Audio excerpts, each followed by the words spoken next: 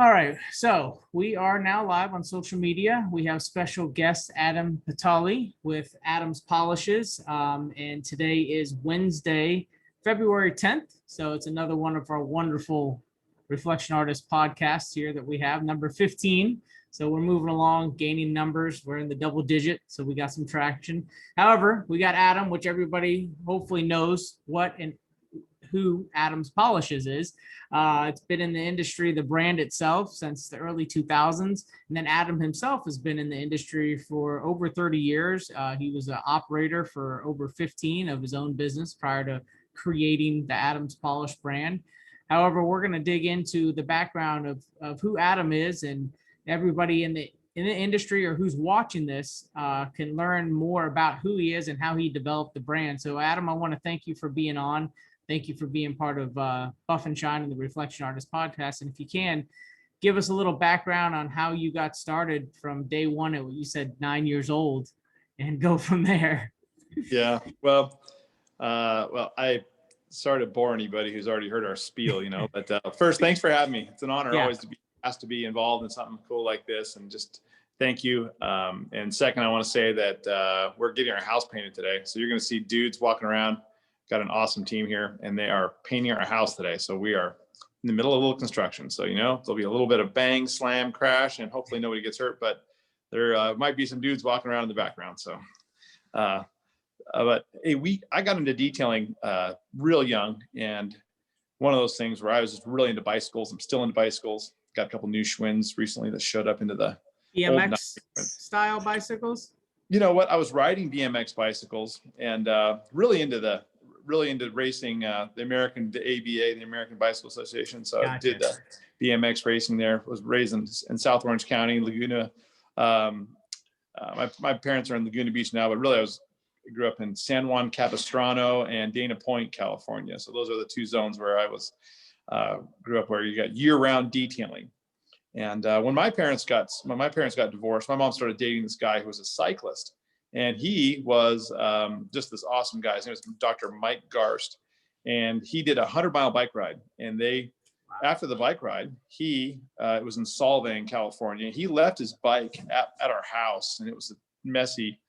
Just kind of got dirty and nasty from riding in the rain, right? So I detailed his bike for him before he came back over. So, pulled the chain off and cleaned it real well, polished the frame. It had aluminum wheels, Campagnolo aluminum wheels. I polished the wheels and his the toe clips. Back then there would be stainless toe clips, and there was leather straps. And once those leather straps got wet and dried out, they were toast. They were pretty much trash. So I replaced his toe straps. I was friends with the guy that owned the bike shop in town, Jim, from Buy My Bikes in Southern California, and in San Juan Capistrano. So anyway, I was able to turn this guy's bike around. Well, anyway, he gets back and he's blown away, and he goes back to work where he's a doctor at Allergan Pharmaceuticals. And he tells every single guy and every single girl in this bicycle club that I'm this total genius, detailer, right? Like, this kid, you should see what he did to my bike. It's amazing. It's never been the same.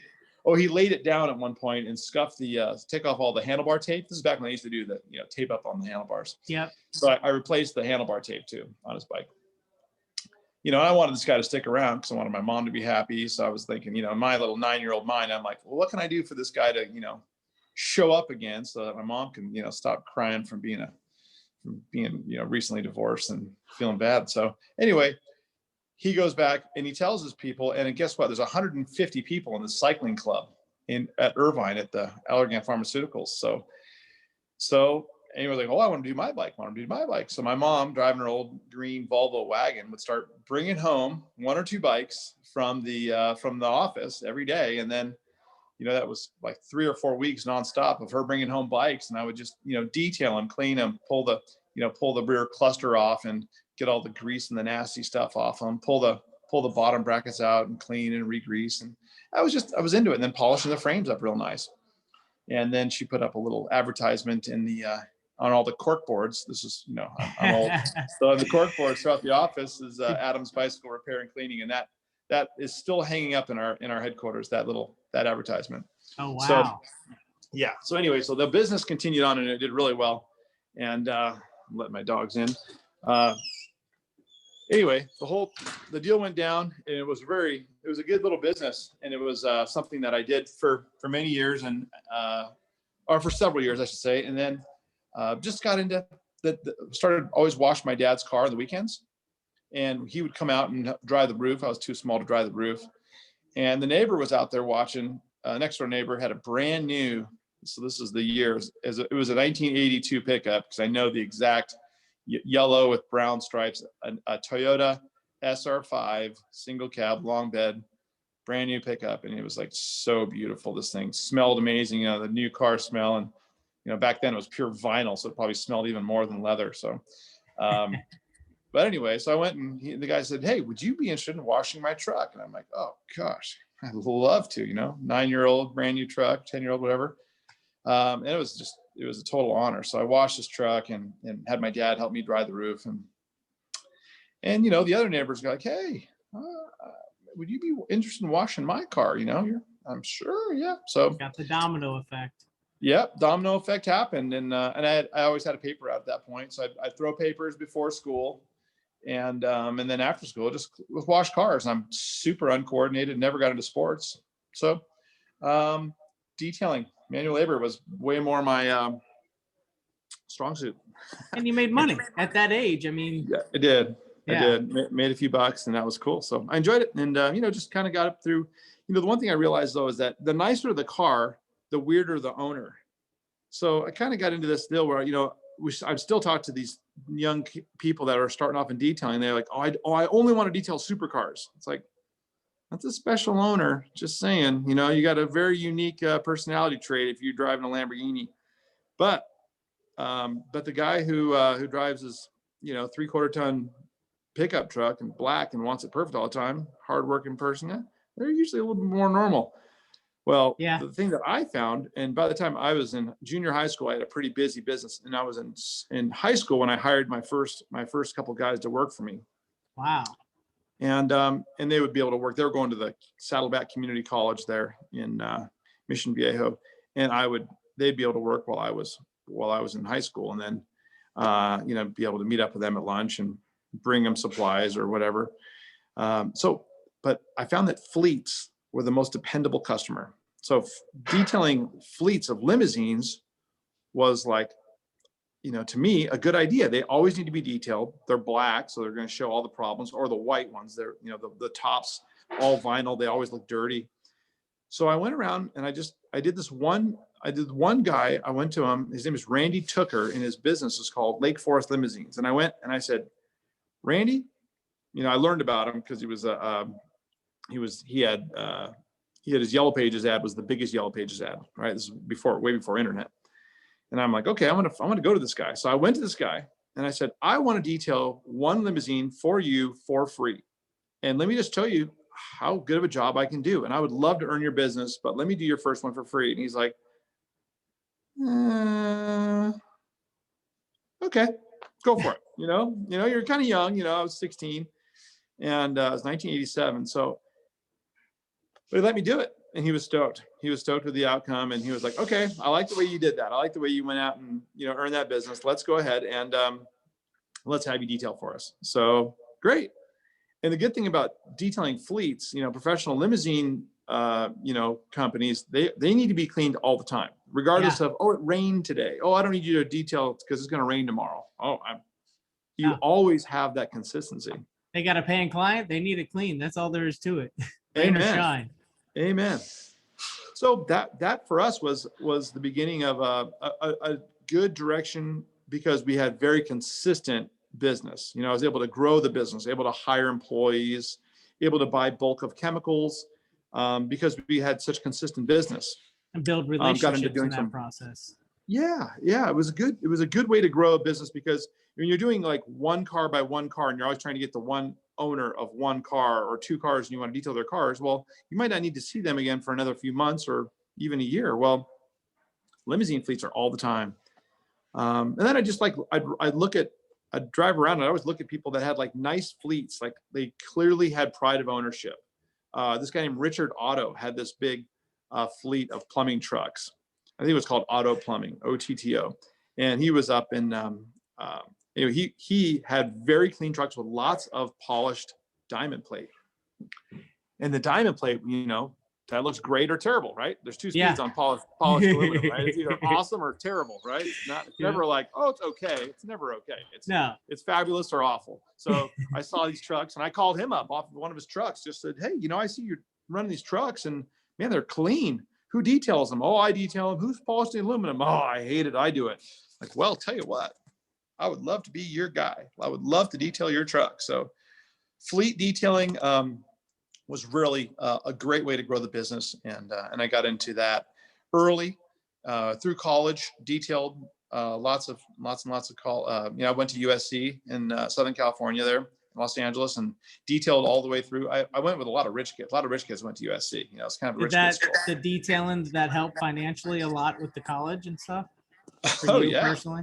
Yeah, because I wasn't a rich kid. So I detailed my friends' cars. And then I detailed a lot of their parents' cars. So a lot of the kids that went to USC, their parents lived like in Pasadena. So had a lot of consistent business out of my friends. But in my business, my customers down in Orange County, that was harder to get to. So I tried to train there. They ended up hiring some in-house guys for their limousine detailing, and I ended up helping train those guys. And we eventually sold them products so they could buy it. So funny, Randy Tooker, the guy that I started detailing with back in '87, he's still a huge user of our stuff, and he's got like old 1930s Packards. And Wow. If you look him up online, it's pretty cool. He's got a lot of cool stuff, but he's using all of our stuff. So that's how we kind of handed off the detailing fleet business down there. I didn't just, it was not like a business to sell or anything. It was just, 12 or 15 clients that had fleets. But so yeah, that's kind of how we got into it. Just fleets were very consistent. I like the consistency to that. And that was the beginning of our detailing business. Well, that too. I mean, the late 80s, that's what people see as fleets now. It's common. But in the late Right. 80s, that wasn't a common approach to detailing.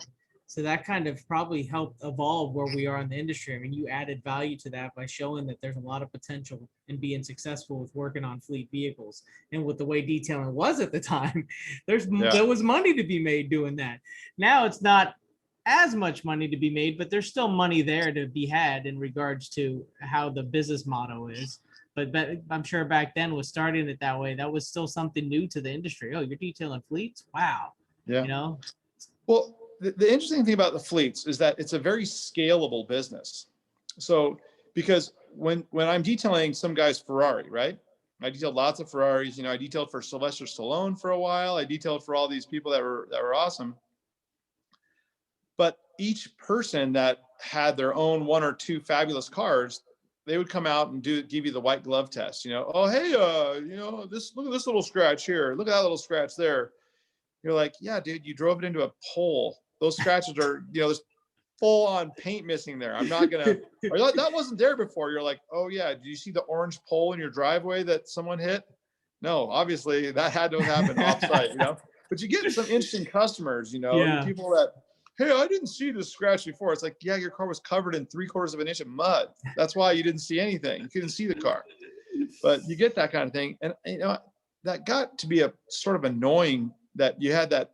No matter how you work your butt off, make this car perfect. You go so far, above and beyond. And then they come out and nitpick it. There's a speck of lint on the dash. You're like, yeah. Sorry, that's from the towel I used to clean it because it was caked up. Come on, man. Yeah, come on. So anyway, but the ego thing, you got to set it aside. And that was the thing, because a lot of the people that want to, I only want to do paint correction and ceramic coatings on $100,000 plus cars. Well, there's some ego involved in that, right? When you're detailing, like our biggest client that we ended up getting was Coca-Cola. That was a huge departure for us. And that whole thing was, but again, no one's coming out and checking your work. They're just happy that the trucks aren't pink anymore. And now they're red again. They have to paint them. They're like, give me a hug. You're helping my fleet budget, right? Yeah. End of the year budget is great now because they're not pink no more. Amen. Exactly. So, I mean, that's the difference. So that there's two different sides. If you love cars, you love touching them. You love doing that detailing. You love getting that like one of my favorite cars I ever detailed was a Ferrari 550 Maranello. It was racing, British racing green with tan leather. I mean, starting that, pulling out of the driveway. Oh, what a total dream. It's such a rad car. I just love that thing. I want one of those. That's awesome. I better start looking. But anyway, I've been blessed. I have almost every car that I've ever wanted right now, but I don't have a 550 Maranello. But anyway, the pleasure that you get from detailing something you love is different than the pleasure you get from detailing for money.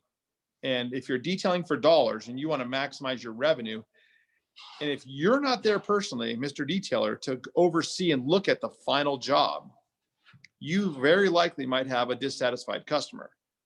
When you're detailing for dollars, detailing fleets, you're not charging thousands of dollars per detail, but you're doing a ton of details, and therefore you can hire a team and get them to do a 90% job all day long, which is better than the average that they get it from the flunkies who do 40%.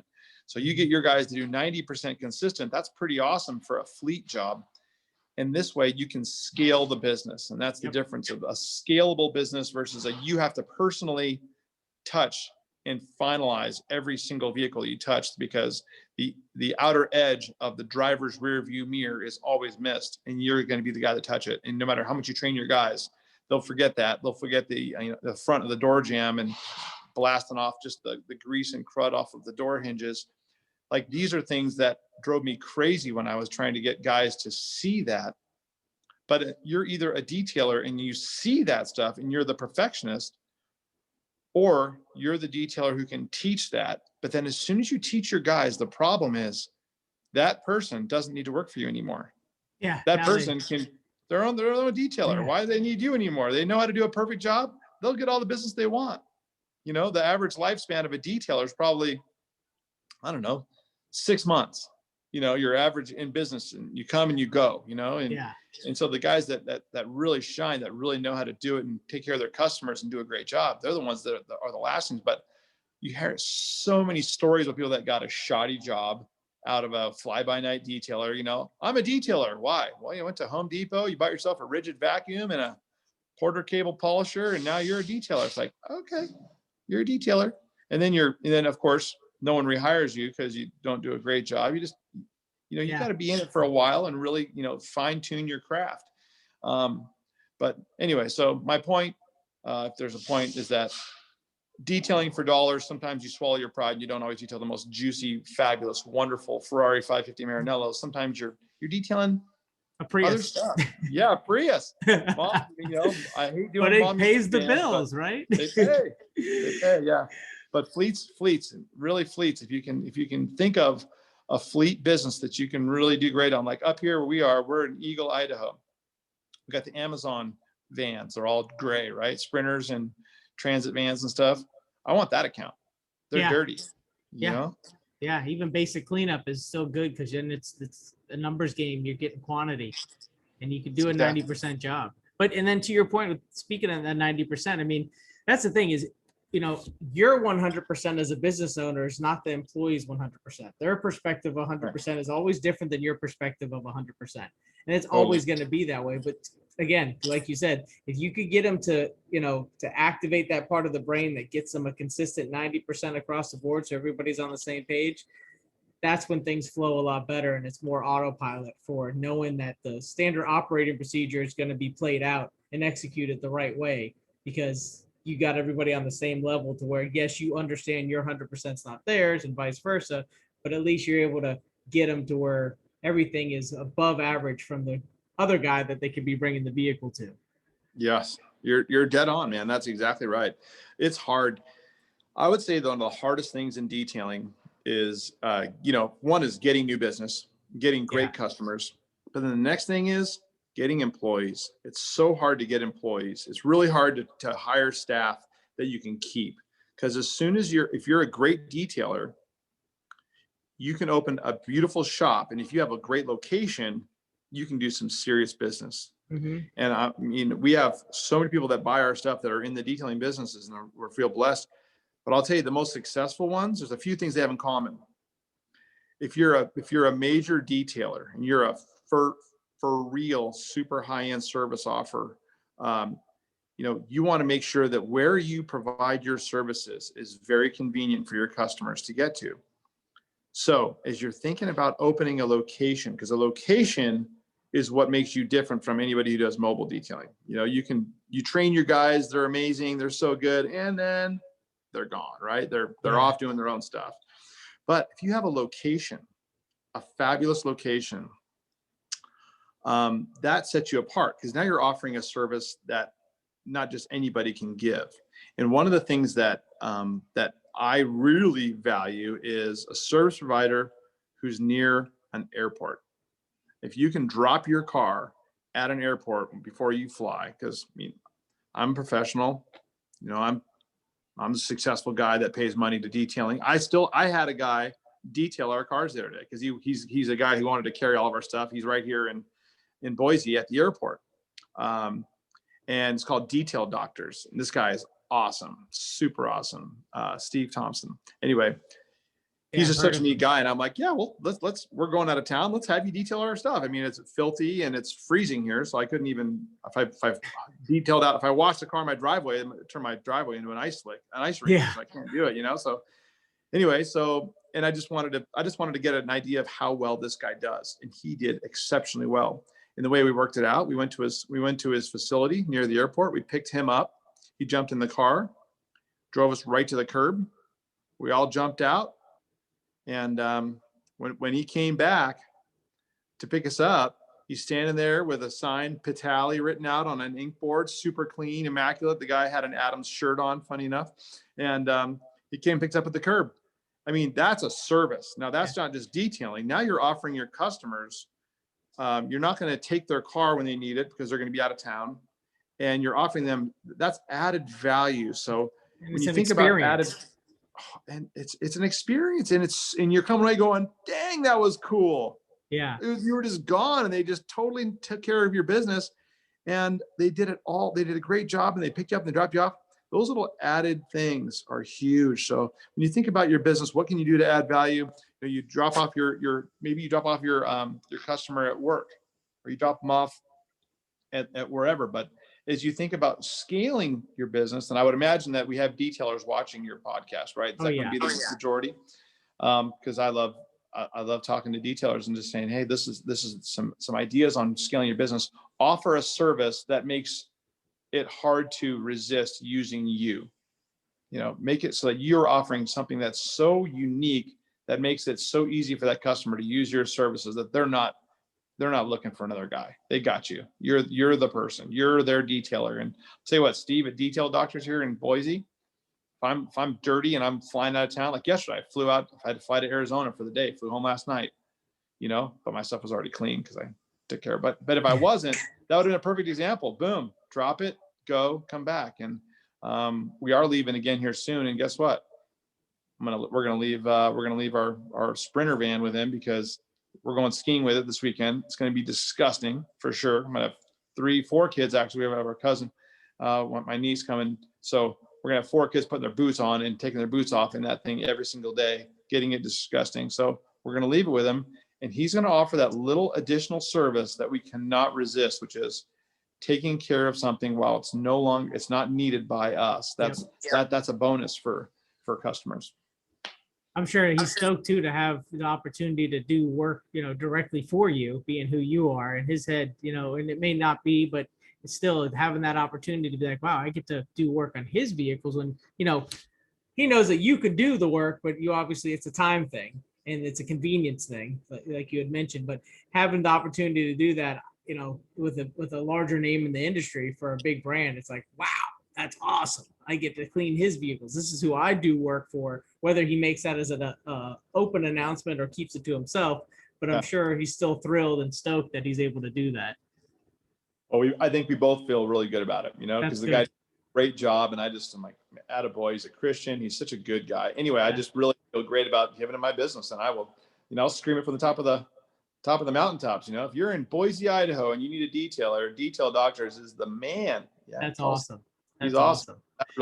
That's what you want. You want everyone walking around being your your person, giving you the 2 thumbs up loudly. Yeah. You want all your friends and all your family. This guy did an amazing job, or girl. We have tons Yep. of Yep. You want them to be girls. your biggest advocate that could be. Yep. Your biggest Yeah. marketing person. Totally. I mean, your recommendation it's priceless. You do a great job, and you get, it's a priceless thing to give a recommendation, to get a recommendation from somebody that you trust. Like, oh, I would definitely value that very highly. Now, going back a little bit with you hiring employees, you said you were young. You were in junior high school, that kind of time frame. How was that with you being young? Because I know a lot of guys now that are getting into detailing are younger. They're probably late teens, early 20s for the most part, that are starting their very first business. But hiring someone, at that point, you're probably hiring people that are older than you, or maybe in your case, you were hiring the same age. But how did that work out with you being the boss at such a young age, that relationship aspect? Well, I learned a lot. I learned a whole lot. The very first guy I hired, I was in junior high, and he just helped me for a summer. His name is John Hodge. He's still a friend of mine today. He had a red Volkswagen Bug. And, he'd drive around the neighborhood and drive by my place and see that I always had another neighbor's car in my driveway cleaning it. He stopped by one day, "What are you doing here?" And I'm like, "I'm detailing."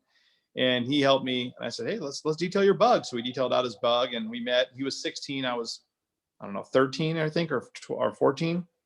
Well, he ended up helping me. We ended up throwing the vacuum in the front of the frunk of the Bug, and put some stuff in the back. And we went and did a few my first mobile details, people that weren't close by that wanted their stuff detailed.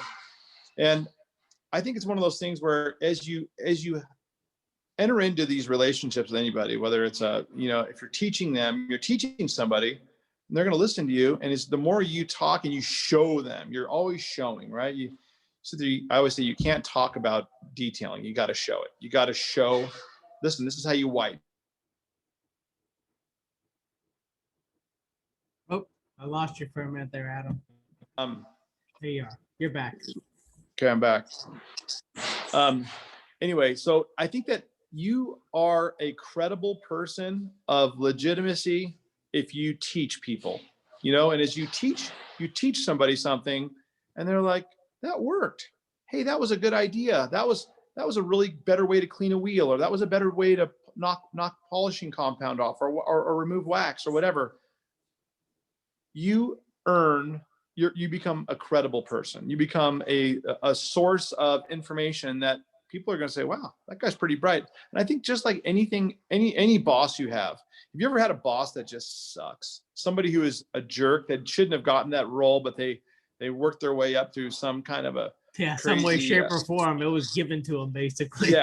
Yeah. The wrong person became your boss, and you're like, "You should not be my boss. I don't respect you. I don't want to work for you." I think a lot of detailers right now, if you're looking at me and you're like, "Yeah, that's why I'm detailing now, because I was sick and tired of my boss." Like, amen.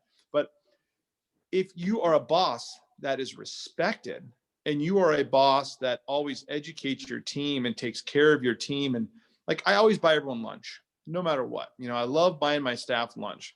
We're doing a remodel on a house right now in Arizona, and I went out there yesterday and met with the whole crew that's out there remodeling it, and I bought them all lunch. They're like, "Thank you. That was really nice of you. Thank you. That's so nice." And went around and looked at a few things and said, maybe something like this we could change, something like that. And they're like, okay. I think that as you become a good detailer, and you can teach other people to also understand why you're doing what you're doing, why you do the wheels and tires first before you hose off the car, you're earning their respect. And as you gain their respect, you gain their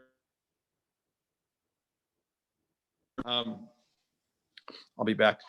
So then you gain their ability to be loyal to you. And I think that loyalty is what you want to empower. So you take care of your staff, you take care of your customers.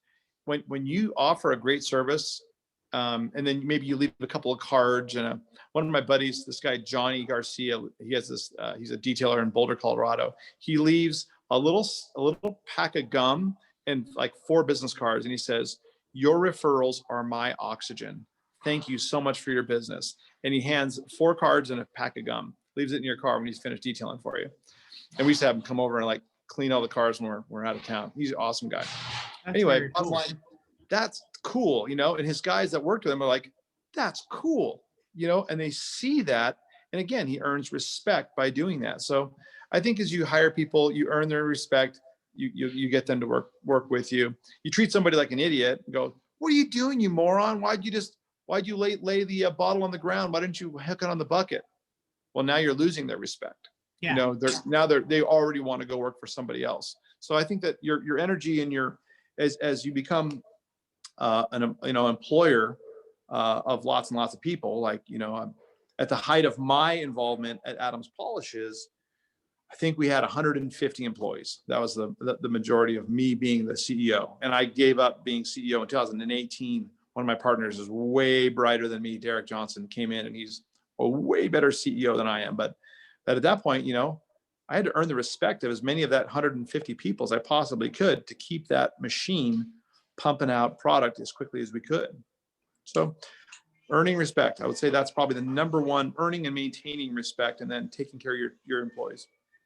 I like that. Taking that role as more of a leader instead of trying to just literally just boss people around and be an ass all day and not show them and then get mad at them on why they didn't do something the right way. Yeah. I mean, you've had that boss, right? You've had that person that's done that to you, and you're like, gosh, I can't wait to not work for you anymore. See you later. But if you give them that, they're going to value the education. They're going to value your input. If you make them feel good about themselves, hey, that was a great job you did on that.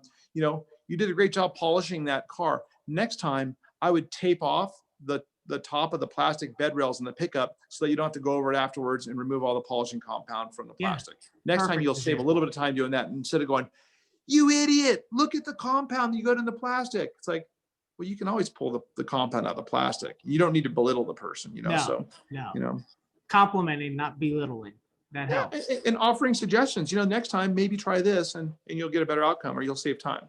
I love it. I agree. Yeah. Now, you had mentioned, with your role as CEO of Adams Polishes, how did all that develop? I mean, you go from, with all the detailing and gaining of clientele, where at this point did you transition into the brand of Adams Polishes, and how did that take off? So that was God. And that was flat out. That was the good Lord being good to me. I feel blessed. So that was lucky, fortunate. When I was a little kid, growing up in Southern Cal, in where I was in Dana Point, my mom was in San Juan Capistrano. My dad was in Dana Point. When I say the both, the reason I'm saying the both is because I went back and forth between mom's house, dad's house, back and forth, right? As your parents get divorced, you know the deal. Yeah, so I've been down that road with my teenage years as well. Yeah, it's a drag, but you just do it. So anyway, there was a dealership in a Porsche Volkswagen dealership in San Juan Capistrano called Bill Yates Porsche. It might have been just Porsche or Porsche Audi. Maybe it was Porsche Audi then. And there was a line of products being sold out of that place called Der Stuff, D-E-R. Der is German for the. So this is the stuff. And the guy named Dave Herbert, this awesome guy, he was selling Der shiny stuff. This guy's ex-military. He's a Marine veteran. Thank you for all your work, veterans. We so honor the veterans. And anyway, so Dave was at he was doing a demonstration for this auto body shop that one of the kids that I knew and I went to junior high with, Tim Scalzo. They had an auto parts store, and this guy was out in front of this auto parts store with a Fiat X19. It was Bertoni X19 for 1 year, but then they went away. And he lit the thing on fire. He sprayed lighter fluid on it, spray painted it, rubbed road tar on it, and then lit it on fire. And it was like, I'm sitting there watching at this thing going, what in the world? This is crazy. So this guy's doing a demo for Der Stuff. Well, anyway, so I meet this guy, Dave. He's the quirkiest, craziest guy. He's awesome. We're still friends today, by the way. And he showed me how to sell car care products, right? He showed me how would you sell car wax when people are all just buying Meguiar's or Mother's or Turtle Wax from the auto parts store. Why would you buy this stuff? And this guy, Dave, Der Dave, they called him, right? We call him Der Dave. Der Dave would say, this is why you want to use this. This is an acrylic. This is not a synthetic. This is not a Carnauba. This is a synthetic. It's going to last way longer than a carnauba. And he'd go through, you have 4 products. He'd do the demonstration and he'd sell you this 4-bottle box, their vinyl stuff, their shiny stuff, their real stuff, and their wash stuff was the first 4 products. So soap, vinyl tires and everything else, a polish, and then like a glaze, which is very similar to our brilliant glaze today. This guy would tell us, teach me how to sell the stuff. And then I started using it. I used it detailing the bicycles. I'd use it detailing the cars, and I would buy this stuff. And I could ride my bike to the Porsche dealership because it was right at the bottom of my hill. So it was easier to get to the Porsche dealership than it was to go to like, an auto parts store. It was closer. So I'd be able to buy this stuff at the Porsche dealership. Met Dave. After I used stuff forever, all the way through high school, through college. After college, I tried to sell real estate. And I'll tell you what, see this guy right here? Not a real estate salesman.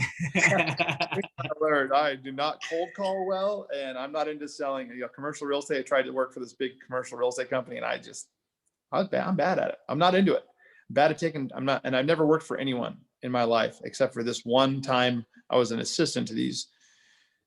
Can I say the word douchebag? They were douchebag brokers. These guys were like, they would totally do super unscrupulous things to get deals done.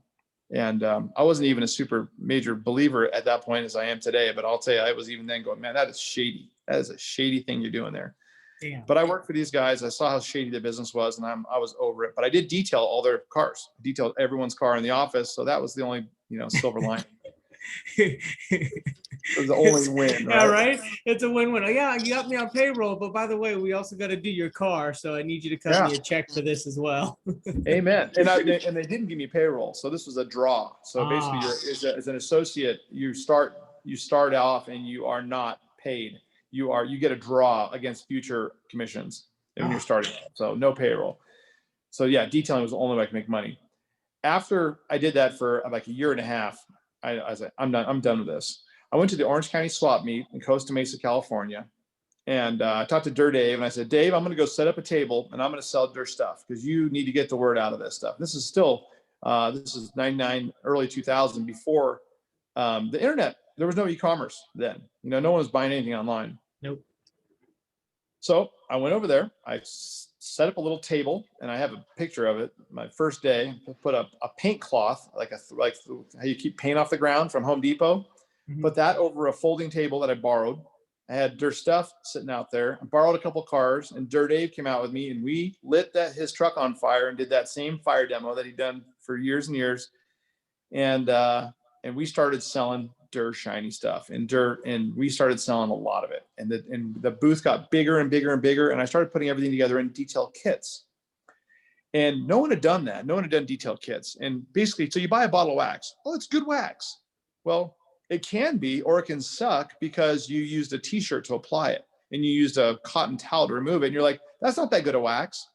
Well, It's actually really good wax, but your application method was so flawed that it misbehaved. So we took all the variables out. We gave you a great wash mitt and a great drying towel. And then we also, we were selling water sprites by SM Arnold, the water sprite. Yeah. And kind of like a competitor would be the absorber. Yep. So we sold those. We put those in the kit, and we got these buckets, and everything was made in the USA. Even my buckets, they were Sterilite, made out of Corona, California. I would put in the bucket a bottle of soap, a wash pad, a dry, a chamois, and then we would just have everything you'd need to wash and dry your car. And then I do instructions, step-by-step instructions. On the other side, I would do paso a paso instrucciones.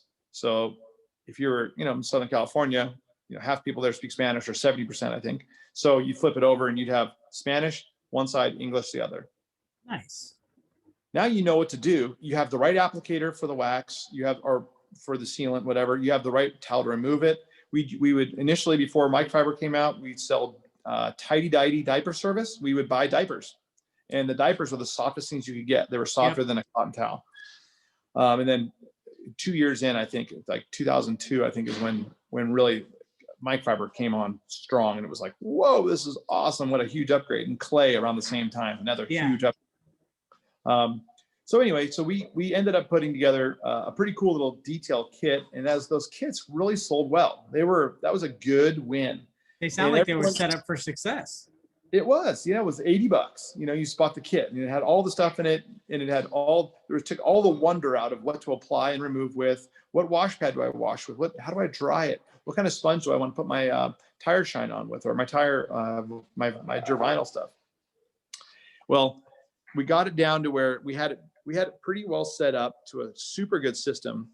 And then those kits were selling really well. And then there's a few products missing though. And those missing products were like a good wheel cleaner was missing. There's my wife, Melissa. Babe, say hi. You're on Facebook Live. We're doing a live interview with Julio and Buff and Shine. But specifically, we're actually doing one with, what's the name of your, or what do you call this? This the Mafia? is called me, Justin Lobato, but the name of the podcast is Reflection Artist Live. Reflection Artist Live. That's right. Yep. Justin. So. I lose you? Oh. There you are. I have to speak. All right, let's see if I just dropped something and did something. You just dropped it. You just got to get the video back up. Cool. My video is king. Gosh, I don't even know what my deal is. Leave safe driving mode. Okay. There you go. Leave. Cancel. You're oh back my on. gosh. Well, I don't even know how to. Yep. Am I back on good. right now? Perfect. I can't even see me anymore, so I don't know what you're seeing, but hopefully I can see you. I've got audio and I've got video for you. That is so funny. Oh, there you go. I found you. Wow.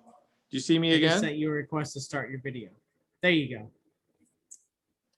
Hey, don't drop your phone. This is what I just learned. Okay. Sorry about that. Anyway, so we got into that, and we started making a few products. So at this point, we were also detailing for Coca-Cola. So we were detailing all night. We go at 3 p.m. set up, detail until 3 in the morning every night, doing all of the different fleet, the fleet headquarters around Southern California. We were finding that we were able to sort of start mixing chemicals together to detail a Coke truck faster. The whole goal was to do a truck faster. It wasn't, well, I'm looking, I know everything that's out there. I want a better polish. It's like, no, I need a polish that cuts the pink off of a red Coke truck faster and that I can remove while the truck is slightly wet. Like, you know, the evening dew in California. Try to, removing compound is a pain anyway, but removing it from a wet vehicle is like, oh.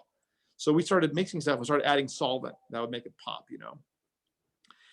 We started mixing stuff together, and we started finding that we were able to shave a lot of time off these Coke truck details. And that was when we started coming in with a couple of different chemicals, and we started selling them alongside the Dirt Stuff line. And that was the beginning. So Dave taught me how to sell car care products, and we started doing that at the swap meet. Well, but then the new products that were coming in were basically stuff that we just needed when we were detailing these Coke trucks, that we knew that there was a market for, because we found that it was very effective, but was not currently available through Dirt Stuff. So we would buy all the accessories, like from SM Arnold and all these different companies. We would buy, wheel cleaning tools. And then we came out with, people wanted a wax. They wanted something that was a little bit, wax. We came out with buttery wax. And the first bottles were just things that I would hand write buttery wax on them. So if anybody out there has a bottle of buttery wax that says buttery wax written on there with a Sharpie, then you got the original OG Adam's bottle. OG. And we never named it. People were like, we didn't name the stuff. It was, it was just Adam's stuff. It was, my stuff. So I didn't name the company, but it just ended up being Adam's because it was an accident. That's what everybody was calling it, right? Everybody's saying that's Adam's stuff. So that kind of caught on naturally then. It was, yeah, happy accident, right? It was a happy accident. So it worked out. Well, we ended up with a pretty good, couple good products. And then the Dirt Stuff ended up being the whole company. So old man Bill Yates from the Porsche dealership ended up being a partner with Dirt Dave. And then old man Yates passed away, and all of his stuff was sold at like an auction. It was a weird thing. So somehow it was a sale, and this guy who owned a wheel and tire shop in Costa Mesa bought it. And he was an interesting guy.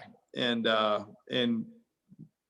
we definitely were not deep in love with each other, but he was really not happy when we started labeling other products to be sold next to the Dirt Stuff line. And at one point I said, hey, let's tell you what, don't be frustrated. I was selling the majority of all the dirt stuff. So we would go, I would clear his shelves every Friday for the swap meet on Saturday and Sunday. I'd just go buy everything he had. Then we'd sell it and we'd do pretty well. They ended up, I said, listen, why don't we buy your business? And my dad at that point, his business had failed and he came back. So he was doing pretty good at that point. He said, hey, if you can, why don't you offer to buy the business? I'll loan you some of the money to buy it. And this way you can buy them and move on. I'm like, thank you, Dad. Awesome. So we went to them and said, I would like to buy their stuff. And they were like, oh no, this business is great. We're doing awesome. We don't need to sell the business. We love this business, throwing off some money. And I go, yeah, but I'm the main customer. So if I was not here, the business would not be worth as much. So I would really love for you to consider selling the business. And the majority owner, not their Dave, but the majority owner dude said, no, hard stop. And I'm like, okay. So boom, it was on, started making more and more products. And then one day, I'll never forget it, I went to go pick up my weekly supply. Fridays I roll through and load up all the product I could. I go in there and it was real early. It was like 01, maybe 02, but it was very early in the business. I went there to get my stuff, and Dave was the guy selling the stuff, and he worked for this guy now, the founder of the company, worked for the guy who ended up owning the majority. He said, you can't have it. We're not selling you any more products. Wow. I was like, why? He goes, well, you're making your own stuff now. You don't need us anymore. Why don't you go ahead and just go make this stuff too? And I was like, oh, I was not ready for 6 or 8 of my main products that I was selling to just not be there over the weekend, right? And I always bought all they had, so I didn't have a back stock. Wow. Anyway, talk about God smiling on us that weekend. So they said, no, we're done selling to you. You're done. So bummed. That weekend, it rained both days nonstop, and the swap meet didn't even open. So the next week, I hustled and hustled. I knew the manufacturer was mostly Granitize. Granitize Products was located in Santa Fe Springs at that point. And I went to Granitize and I'm like, hey, I need this stuff. And they had some stuff available and not other stuff. And I went to 3D Tunch, and talked to Tunch and got that stuff. And man, I went and got labels. We were mostly hand cutting labels and applying them to bottles at that point. And if you look at our history, I could show you some crazy looking, really poorly cut out labels, but we were doing it like that. And that week, man, I was able to replace all those products with all Adam stuff. And that was the beginning of it. So that was really how it switched from Dur stuff to Adams. It was Dur stuff, and then Dur stuff and Adams. And then one day, they turned us off, and then Dur stuff ended up going away. They after I stopped selling it, they didn't stay in business. How much longer after they declined you did they stay in business? I mean, you're the biggest account.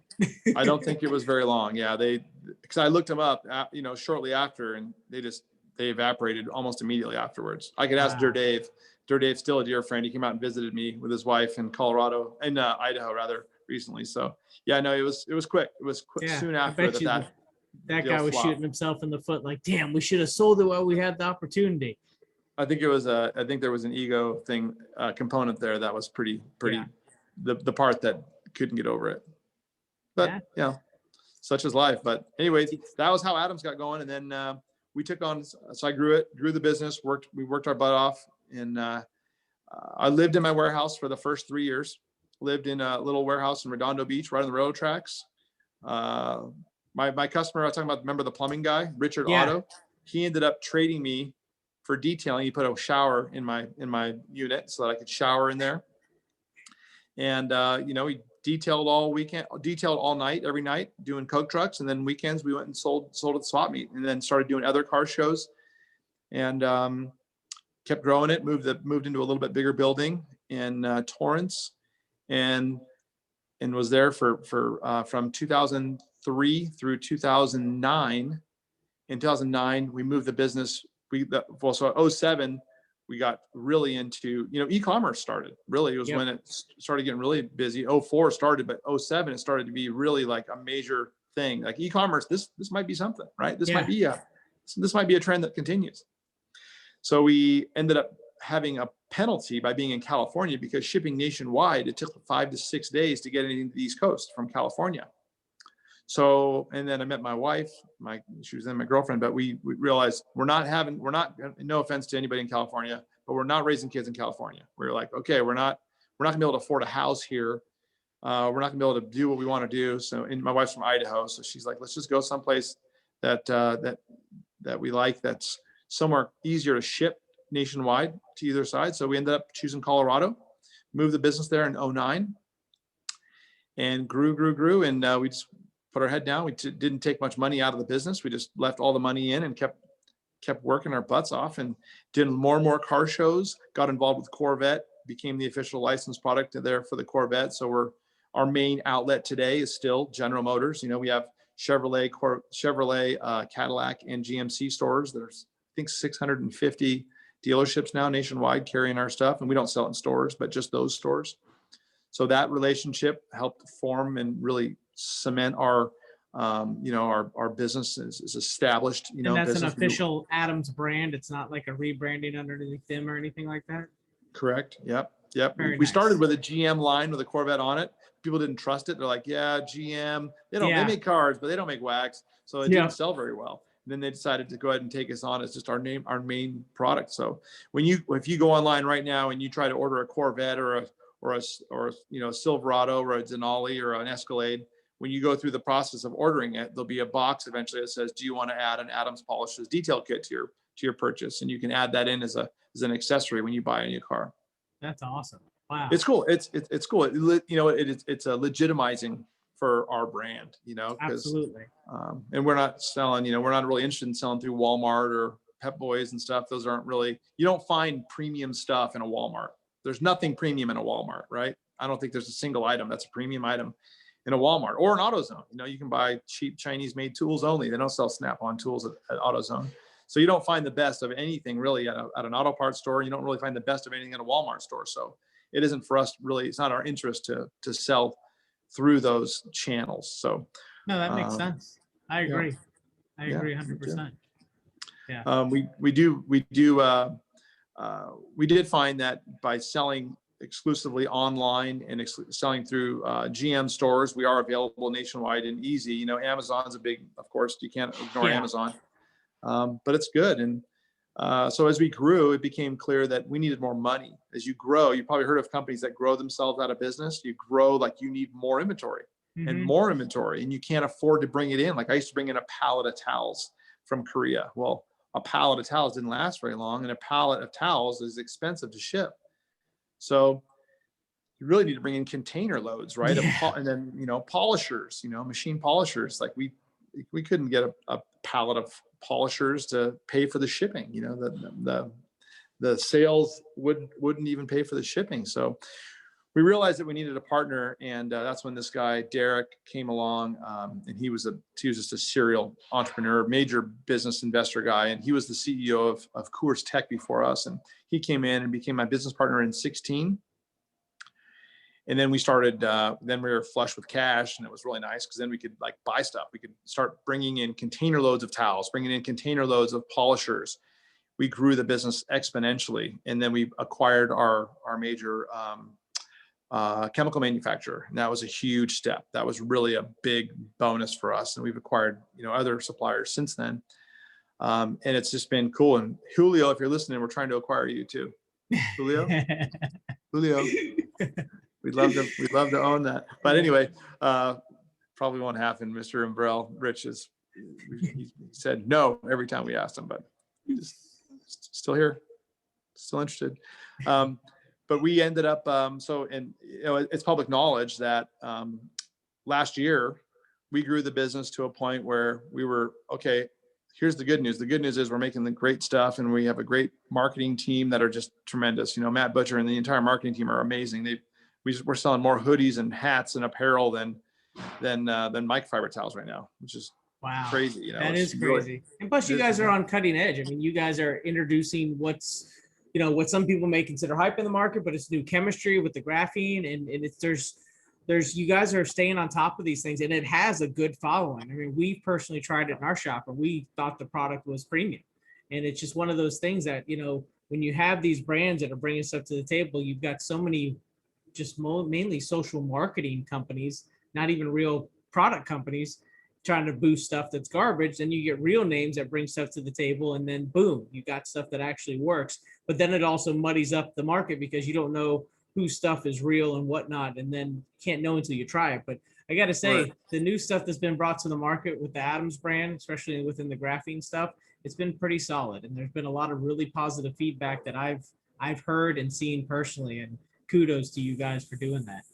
Well, thank you. So Chris Gallagher is our chemist, and the guy's brilliant. And he's got a whole team of brilliant people working with him. He is really awesome. And for me personally, ease of use. That's what I want. I want ease of use above all. Make sure it's easy to use. I don't want it. Great. You can get great results with it. Yeah, but you shave 9 years off the end of your life using it. I don't care how good it is. I want can't get it on or off because it just keeps pumping the brakes on me. No. It's got to be easy. So that's what we make sure is that, like, graphene stuff is so easy to use.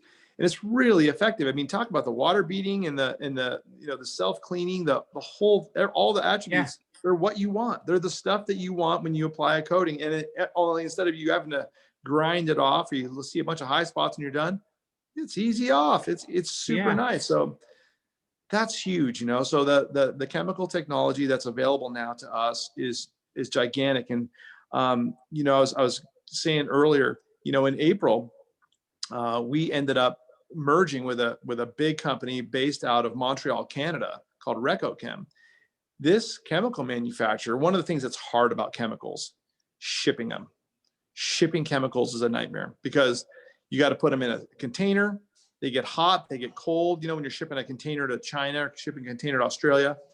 So now with our partner, we now can make products in we have a chemical manufacturing facility in Montreal, one in Singapore, one in China, and one in Australia. So now, instead of having to ship stuff, which chemicals hate temperature change. They absolutely hate it. You'll see a bottle suck in and it'll change color if it freezes or it gets hot. Those are not good for chemicals. So, spending a week or 2 weeks in a container ship going across the world is not good for chemicals. No. So we've now got this partnership that's just awesome. And we've got this team of chemists that is huge and fantastic. And now we're able to have presence, global presence with the chemicals not being, after a road trip being so, like the graphenes, all ceramics really don't like the changes of temperature. So that's a pretty cool thing that we've got that partnership now, and we're able to make stuff in all these different places. And we're still just we're very acquisitive as a company. We're looking to add new companies to our under our umbrella, so that we have just 1 + 1 = 3. Anytime we can bring in a new technology to add value to the whole experience that you have with Adams, that's what we're after. So, and with the new partners, we're able to do that really well and very effectively. That's the story in general, from going from selling at the swap to now where you're just international brand is just unreal. And I'm sure not a lot of people have heard it, and those who have, I mean, that's still an inspiring story, because that comes from, go ahead. Well, we're blessed. It's a blessing. It's totally, it's like, oh yeah, I just worked hard and everything's worked out for me because I'm great. Not at all. No. That is not the story. The planets have to align, and there's success and opportunity have to meet at the right time. Yeah. And I think it's one of those things where, without getting gushy and super religious on you, bottom line, we feel extremely blessed. We feel very fortunate that we've had an incredible team of people come and stay with us, and that they have come and added such tremendous value, and that our business has grown as it has. We feel very blessed. Another guy who I talk about this with a lot is Jeremy Stevens, Shine Supply. Jeremy? Yep. I know Jeremy well. I love that guy. Anyway, we talk about that, and he's just like, I can't believe my business is this big, Adam. I'm like, I know, buddy. I feel the same way. I can't believe my business is this big. He's like, what am I going to do? I'm like, you're going to pray, keep your head down and treat your people great and treat your customers great. It's going to work out. He's like, really? Like, yeah. He's like, thank you. You got it, man. He's such a super good guy. And that's just one of those, that's one of those things. Hey, just keep doing what you're doing. And obviously it got you here. It's going to get you there. So we hope that we have big partners now, and we offer way more than we ever have. And, our goal is just to stay extremely humble, make sure that we always keep our head down and make sure our technology stands for itself. There's a lot of companies out there that say, oh, I'm this brand or that brand, but really they're just having some chemical manufacturer make it and slap the label on it. We do that for a ton of people too. Most of the premium brands that you're aware of right now, we probably have a little something to do with some of the technology that they're putting in the bottle. And we're super, super honored to be that person. I was that guy for, from 2000 until 2018 when we acquired our chemical manufacturer. So I can't sit there and go, oh, they're just using it, just having someone manufacture their stuff and slap a label on it. Dude, who do you think I am? Absolutely. We were doing that. We were working with the chemists, come up with the technology and then sell it. We're very grateful to be that person now and to be that organization helping the overall industry stay great. As DIY increases, like our sales have gone through the roof, but then are the companies that we also blend for, other brands, their business has gone through the roof. So I think that's awesome. A lot of people work from home now, and instead of that commute time, now they can just hang out and do a little detail on their cars. Yeehaw, that's awesome, right? That's been good for business, and enthusiasm for detailing is still very, very high, and it's therapeutic. Shine therapy is alive and well. People like to spend that time, detailing out their cars, making them great. I agree. And this time right now, with everybody having a lot of downtime because of having to be home, every state's a little different. Florida, it's kind of wide open, but we still have a huge government community where I'm at in Brevard County, where NASA is, Cape Canaveral. So we still have a huge government community over here where a lot of people are working from home, but they're finding stuff to do. They're bored. They're looking at their walls at the house, getting stuff done, repainting, they're doing stuff for their vehicle because they get out, they go to the store and they're like, I need to have this done. And I've got time. Yeah. So they're finding ways to do it.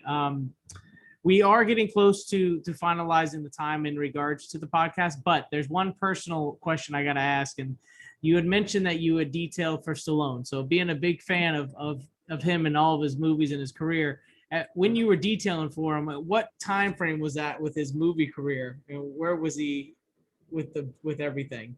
So he had just done Driven. Okay. And Driven hadn't been released yet. Driven had just been filmed and it was in editing. So he had a CLK 55 race car, Mercedes race car that I detailed regularly, full cage, crazy. He started up, sounded like remember the old jet boats, the old 454 engine hanging up out of it. Yeah. Like just blah blah blah blah blah blah. Loud, like, obnoxious. You feel it right here. Oh, dude, it was a Mercedes. He pushes the button, you're like, whoa. And he's married to Jennifer Flavin, and she just drove a Lexus, Land Cruiser, the LX 470. So that was brand new then. So it was probably, I think it was 2000. I think look it up and you'll tell me when Driven was released, but it was, probably the year before it was released. And Sly is such a cool guy. The reason that we did that for him is because my best friend, Matt Dugali, who is a home builder, his dad is an architect. Matt was working for his dad at that point. He since went out and did his own thing. Him and his business partner, Mauricio Oberfeld, founded Dugali Oberfeld, and now they build their own houses. But I got these big clients through Matt because Matt's dad built Sly's house. Nice. So that's how I was like, oh, hey, Sly, I see your cars are looking kind of crappy. I'll tell you a funny story about Sly. Sly, he mostly drove a 560. Was it an S500? Maybe it was the S500. So whatever the 99 or so Mac Daddy Benz was. I'm trying to think if it was a 560 SEL or if they had gone to the S500 or whatever the marks were. But it was navy blue, tan leather, and he had all the windows, including the windshield, tinted. And Sly loves smoking stogies. So do I, by the way. Anyway, Sly would always smoke stogies in his car with all the windows closed and the air conditioning on. And I go, Sly, what I brought an ozone generator to his house every time, and we'd let his car sit there and idle for the whole time with the ozone generator on. So try to recirculate try to get the ozone to get through the air conditioning system so it didn't smell so terrible. I'm like, Sly, why? And by the way, talk about a super cool guy. Sly is super mellow, just such a total, just a gentleman, such kind of person. Oh, totally. Absolutely. Such a good guy. Anyway, and he'd always take time to talk to you. Hey, yeah, so what's going on? I see this, see that. Yeah. Okay, cool. You always have questions and be interested. And anyway, so he said something that I'll never forget. He said, Adam, he goes, being famous is like a penalty. And I forget, he had something to say, something like, it's like a noose.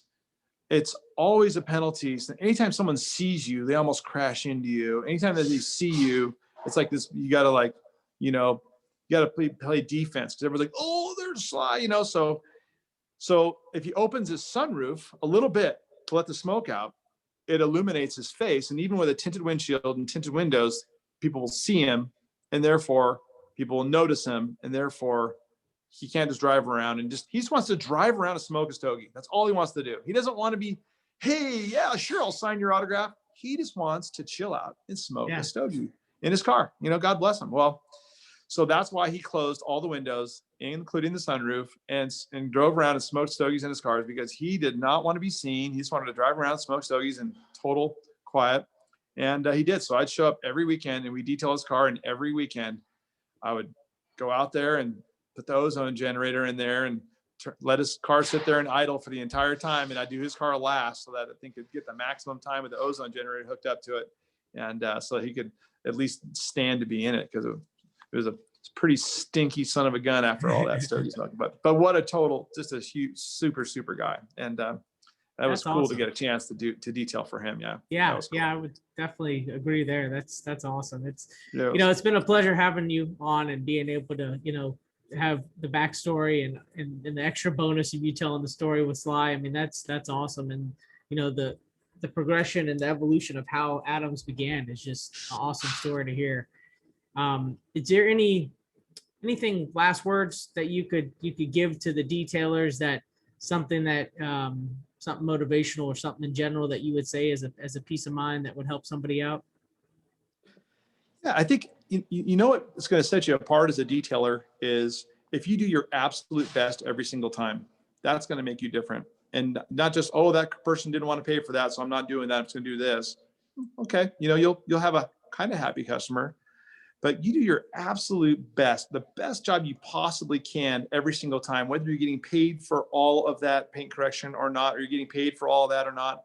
You add that little bit of extra, and you think of a way to make it easier for that customer to get their car detailed, make it easier for them to get the car to you or from you, offer a service of dropping them off and picking them up. Those little things make it so easy to do business with you. And when you make it easy for the customer to do business with you, they will continue to do business with you, because there's so many detailers, and like where you are in Florida, where we are, especially like California and Florida, those are the detailer meccas of the world, right? Yeah. It's easy to find someone else, but if you blow their mind and you do an amazing job, and you offer one little extra thing that just blows their mind, and you take great care of your customers and you get great care of your employees, those two things, you cannot help but to be successful. That is the golden rule. Take care of your customers, take care of your employees. Those two things, you can't help it. And if you want a big customer and you say, hey, I want this customer so bad, I really want this, I want to earn this customer, you contact the customer and say, let me do your car for free. I'm so confident that you'll love my work. Let me do your car once for free. And then if you like it, please use me. And if you don't, hey, no problem, I'll go away. And that confidence will, it'll make people go, really? You can do it for free? That's a mind blower. But that confidence is something that, you're going to be detailing for people who are successful. People who are successful are often entrepreneurs and risk takers. Those people will definitely appreciate that confidence. They'll appreciate you taking that risk, that you're going to go ahead and spend all that time and energy detailing someone's car for free because you want their business that bad. So that's my 2 cents.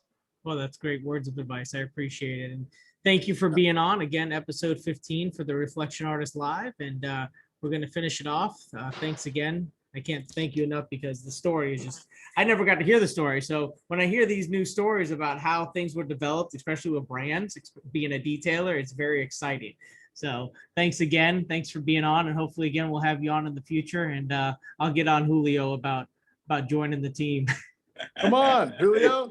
Come on, man. Hey, thanks for having me. I really appreciate it. It's an honor to be, to be asked to be doing something like this. So I appreciate the time. And I lost you for a minute there, Adam. There you are. Oh, back No again. worries. Likewise. All right. So we'll connect hopefully at a show, if not sooner, on another podcast. Thanks again. And thank you everybody at home for watching or listening from wherever you're at, working hard, and have a great day. Thanks. Take care.